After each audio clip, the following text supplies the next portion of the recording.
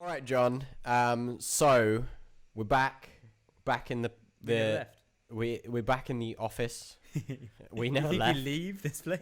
This is where we live. We've got better lighting this Yeah.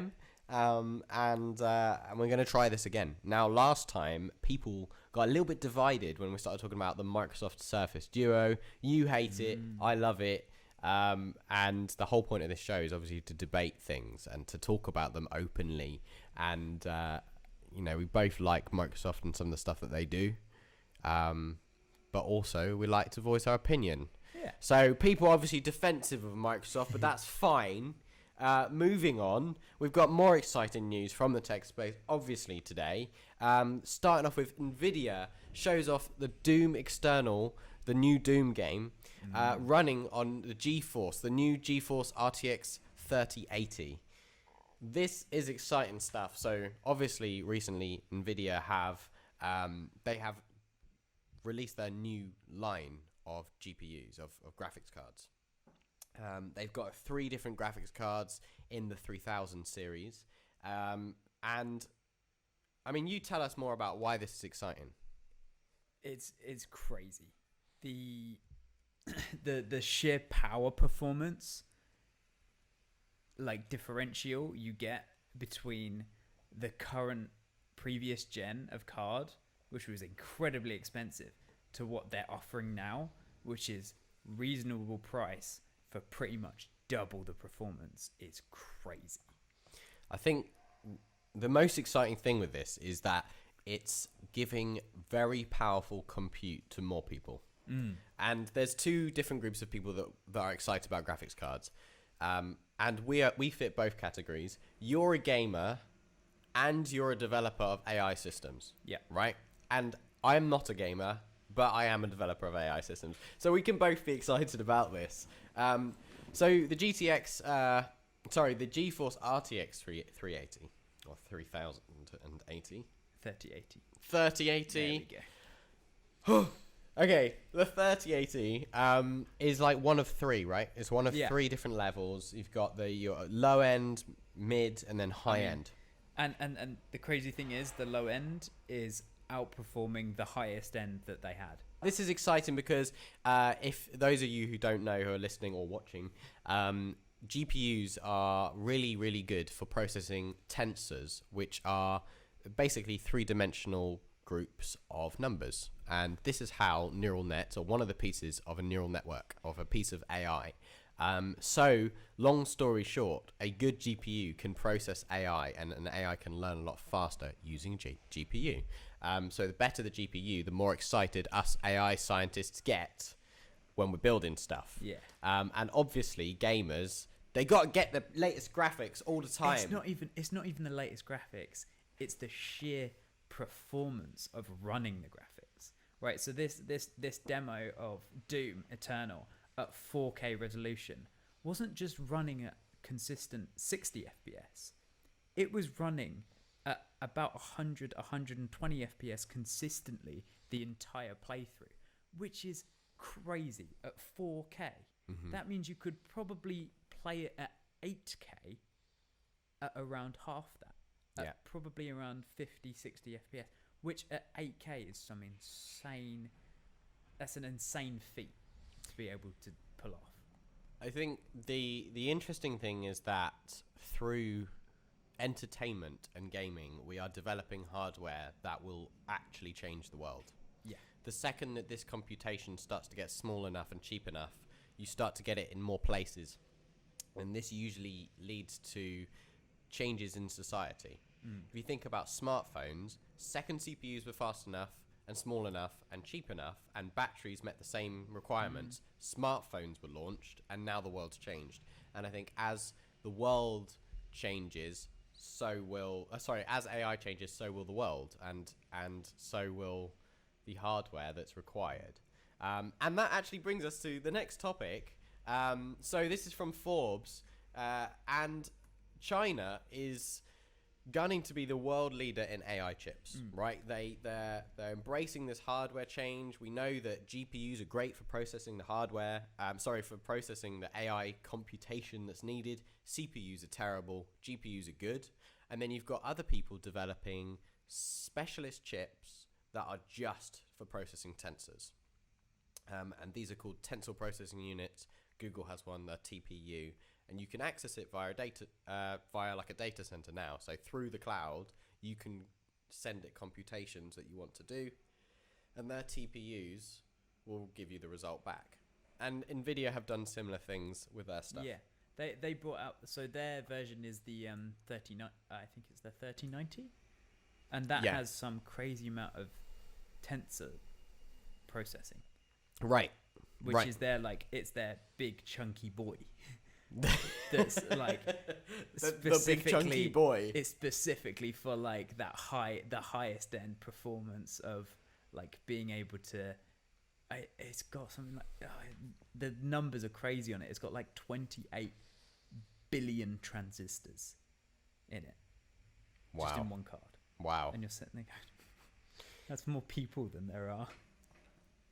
I mean, it is insane the leaps forward that are happening in our lifetime, and the rate of improvement is. I always say that the tech world works in 6-month cycles, but actually that's only because of marketing, and the evolution of this hardware is happening faster than 6 months. It's 6 months to have thought you've made the best thing that's ever possible, turn it into a product and get it onto the production line. But if you think about it, right now, Nvidia, they have launched their new graphics card, and everyone's like, wow, that's amazing. This now, day one, they're now looking at their 4000 series. Yeah. Right? Because they've got, or their TI series, or the 3000. Because they got 6 months to turn that around as well. Mm-hmm. And put that into production. So they've got to have a schematic, they've got to have production lines set up, all of that within 6 months to get this stuff out the door. Mm-hmm. So that innovation time is like 2 months. Yeah. That's insane. Churning out. Imagine if you didn't have to manufacture it. It would just be a continuous improvement cycle. Yeah. Like every month would be just Here's a new newest thing. Anyway, so China's aware of that the computation hardware is changing, and I think it is changing for the better. We're getting more towards hardware that's adapted and better fitted to this AI computation, which weirdly is also better fitted to graphics computation. It's all about multitasking and being able to do multiple computations at once rather than one at a time. So in China, they're developing AI chips dedicated to just this, just AI, no graphics, just AI. And that's the reason they're doing this, is to move the computation from the cloud onto the device, so that your phone or your laptop can learn without having to use huge cloud resources, and learn as it goes. At the moment, we just teach an AI something, and then we sell that once it knows it. But now we can have self-improving systems all the time on your phone, so it's just constantly learning in your pocket. Using these AI chips. So China's making them, but they're not going to give them to anyone, are they? They're restricting the export of these chips. What do you think about that? I think that it's a very smart move on China's behalf. Mm-hmm. I think, isn't it in retaliation to America saying you can't have any of our chips, or is it just a bit of a back and forth between we're actually better at AI than you are? I think Trump has got a lot to do with this. Yeah. Basically, America have obviously all the tariff stuff that happened last year. They started to restrict the trade that America did with China. Yeah, I mean, Huli happened. Yeah. Yeah. Yeah. Not Huli, Hawaii. The what? Hawaii. The what? Huawei. I can't say that word. Yeah. Hawaii. I said Hawaii. So they started to That's dyslexia for you. They started to restrict the exports that were happening from China and imports into America, because America wanted to take that commercial production and do it in-house. They wanted their production lines on American soil, and some companies got on board with that and some haven't. But in retaliation, China has basically taken the cutting edge technology, developed it to a level that almost no one can compete with, and now they're not exporting it. Yeah. Evil. but the right kind. Pardon? Evil, but the right kind? Yeah, Why is that? because they're going to have the step up now. Mm-hmm. But the technology is still going to get developed. I think what's interesting, so obviously they've become in this strategic technological battleground, and I think this is really interesting. We're basically in a tech cold war right now. I think it's pretty warm. It is a little bit warm. It's pretty warm. But, it is interesting. US and China continuously finding themselves at opposite ends of the same industry, whatever the industry is of the day. At the moment, it's technology and privacy. And we know that all the tech companies are collecting all the data on us, but we don't necessarily know which country that data is in. So what some countries are now saying is, it's actually okay to spy on all of our citizens as long as the data doesn't leave our country. And that's basically what America's saying. They're saying that, well, if TikTok's going to exist and steal and harvest everybody's data, then it's going to be on our soil, which is ridiculous. This is crazy. But it's the same. Like wherever that data is stored, your data is still being exploited for money. Always. I mean, and it's not even exploited really. It's more you're willing to sacrifice it because it adds enough improvement to your life that it's worth it. Yeah, exactly. There's always a trade-off. But the current, the current Goliath from the US is Nvidia, the market leader in graphics processing units, GPUs. That's all about the AI, the AI on there, and also the graphics. And it's continuously being looked at as the industry leader across the world. Nvidia is the top premium. The top dog. That's your baseline. Even Tesla, up until recently, used Nvidia's chips in their cars because they're so good at processing and multitasking graphics. But now we're looking at Chinese companies. There's in the past 3 years, a Chinese contender named Cambrican Technologies has become the poster child for the Chinese effort to lead in this area. So we've got an up and coming new company that China is now restricting exports. I mean, what is actually going to come of this? I don't know. Maybe we will see China having a completely different technological capability to us. We might. It's possible. More likely, they can't even keep a phone secret. So I think probably the schematics would leak and the rest of the world would get them somehow. You just go to China and leave. Like, it's not that. Like, it's illegal, but somebody would do it. Someone would steal the designs and the rest of the world would be able to enjoy technology as well. Yeah. I think politics and technology are starting to get really, really close. Yeah. But I'm not super concerned of China going too ahead of everyone else. What I am concerned about is that there's a moment where China has the best, or any country, to be honest, has the best hardware at the time of the singularity. Yes. Where, say you had an AI that just runaway intelligence, just continuously developed itself, and you couldn't physically build an AI that was able to keep up. Yeah. Because they got that hardware a month before you did. Yeah. And then you can't even build the thing because you don't have that technology. It's too far gone. By that point, it doesn't matter. We're all screwed. The AI has already built better hardware for itself. Yeah. It's runaway intelligence. Yeah. All right, so moving on. John, we need to talk about something. SpaceX Falcon 9 nails a rare onshore landing following the Falcon launch. So basically, SpaceX, if you didn't know, since the viral videos last year and the year before, they have been nailing their landings of their rockets every single time. They rarely have an accident. They got a fantastic safety rating, so good in fact that actually recently they put humans in space. Yep. And their business, they're a functional business and almost a profitable business, may I add, in this sector. Impressive. They're not profitable in terms of we invested this much to build the rocket and now we've got that money back. But the fact that they can launch satellites so fast and at such higher cost Obviously, it costs a lot to launch Yeah. a satellite into space. SpaceX are the cheapest in the industry, but it still costs a lot. They can charge a lot and reuse the rocket. Yeah. So they're getting that money back really fast. They're also launching their own satellites at the same time. So they're launching the Starlink satellite network, which is Wi-Fi from space, John, which you'll be liking. So they recently launched this rocket and landed it on ground. Now, they don't usually land back on ground. They have done once or twice.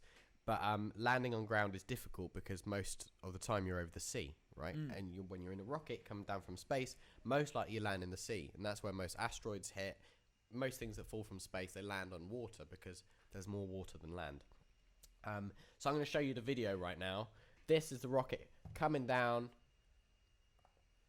It just looks so cool. Coming down and landing. Damn.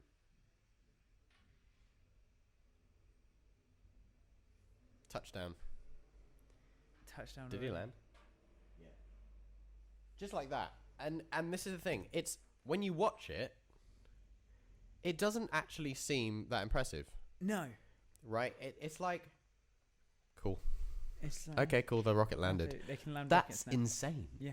If you think about it like this, I saw this video the other day, and they were talking about how can you put this into words, like the technological achievement, and think about when you balance a broom pole on your hand, and then try and do that with a rocket, landing it on the ground, within a circle that's not that big compared to the size of the planet. It's like throwing it up in the air, and then having a remote control, and you can change how you're balancing it as it falls down.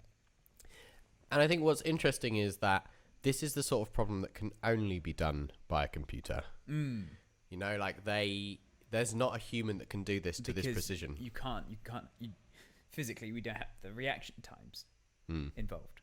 Like there is a set response time in the human brain, which is very interesting because what if Neuralink can bypass the physical? Ooh, physical. John, you're gonna break everybody's minds before you fix them with Neuralink.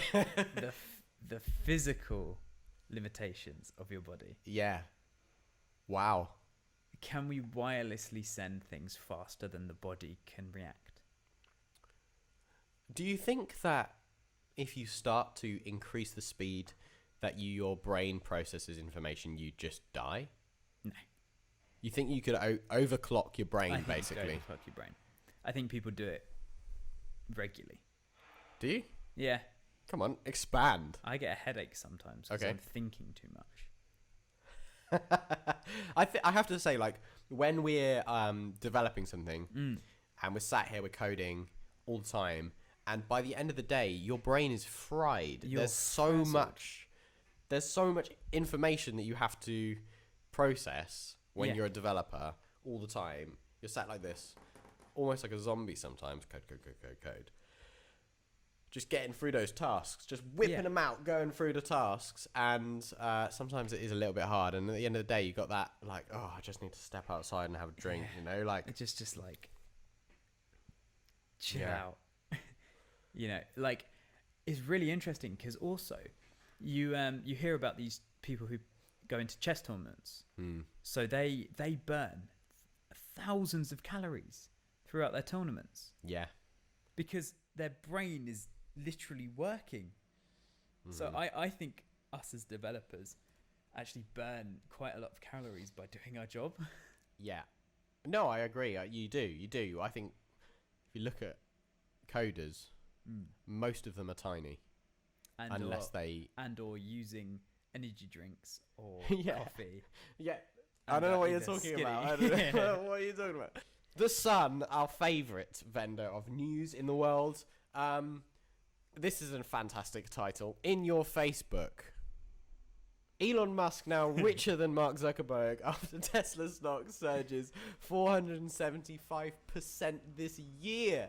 Oh my God, that's a massive increase in the value. There's a bit of a lorry just going on there. You see that out of John's window. So Tesla stock. This is a hot stock. 475%. practically 500%. Yeah. From when to when? This year. So start of the year. Yeah. Do you want to see a picture? I want to see a big old graph. That's what I'd like to see. Is it just going to be like a straight arrow upwards? There's dips. There's dips in this stock. We got dips. Because I remember we saw a sledgehammer go for it. Yeah. Quite literally. Yeah. I mean, it's mental. That is just. What year? What? The start of this year? No, this is in the last year. That's the stock in just this year. Why didn't I invest? I did, and I sold too early. Yeah. Happens. But there does seem to be a little bit of a burst in the tech market going on, so we'll see about that. But Elon is obviously very happy with himself. Zuckerberg, not so much. The amount of money that Elon Musk is now worth is $111.3 billion after Monday this week. Zuckerberg only 110 billion. 0.5 billion. Sorry, that's quite a lot of money. 110.5. 0.5. It's when the 0.5 is literally 500 million. Yeah. You know, it's insane. That's more. That's enough money to give everybody in the UK 10 quid. You know, that decimal place you forgot about is enough money to give everybody in the UK 10 quid. Yeah. Yeah. Just instantly like that. And you just forgot about it. Basically. I mean, it's an interesting story. It's also interesting because Elon Musk's net worth has quickly grown by $76.1 billion just this year. This guy is so clever and insane that he's made $76.1 billion this year, John. This year. He hasn't made that money. He's worth that Okay, money. fine. Yeah. He's worth that much money. Yeah. Because people trust him so much, the value of his companies has expanded. His own net worth by 76.1 billion this year, making him, may I add, I think the fourth richest person in the world. Yeah. Evening Standard coming in with the hot topic. A man was arrested after stealing a Thames Clipper river bus near London Tower Bridge. This was at the start of this week. This is 5 days ago. Specialist marine officers were called at around 3 a.m. This is in the middle of the night on Saturday morning after police received reports that a man had jumped over a security gate and stolen a Thames Clippers boat in the River Thames near Tower Bridge. I mean, there are better ways of spending your 3 a.m. Saturday. Nah, there's not, is there? There's really not. Stealing a boat and going on a joyride on a boat sounds like great fun. Are you a criminal? Is this an inspiration to you? Inspiration, no, but very funny. Well, what's interesting about these boats is that they get a lot of attention from the tourists and things like that. You're seeing them everywhere. They basically just move people up and down the Thames. And I didn't know this, but actually 4.3 million people a year use the Thames as a form of transport. Oh, wow. That's a lot of people. That is a lot of people. That's like a tenth of the population. However, I think there's this other statistic that I think it's like 1.5 million people use public transport in London every day. Yeah. So 4.3 million on the river, actually, when you put it in that perspective, a year is not much. Still, it's quite a lot. Mainly tourists, I would say. They said no, 4.3 million for commuting. Oh, and leisure trips. Okay. So we'll say that probably 4 million of that is leisure. 0.3 million is commuting. But a few people, people like the commute on the river. Yeah. Pretty chill. Yeah, exactly. And then you've got some maniac driver. So, PlayStation 5, they've released the immersion trailer. And I'm going to show it to you. Where's the cake? Is that a bit of Spider-Man? Yeah.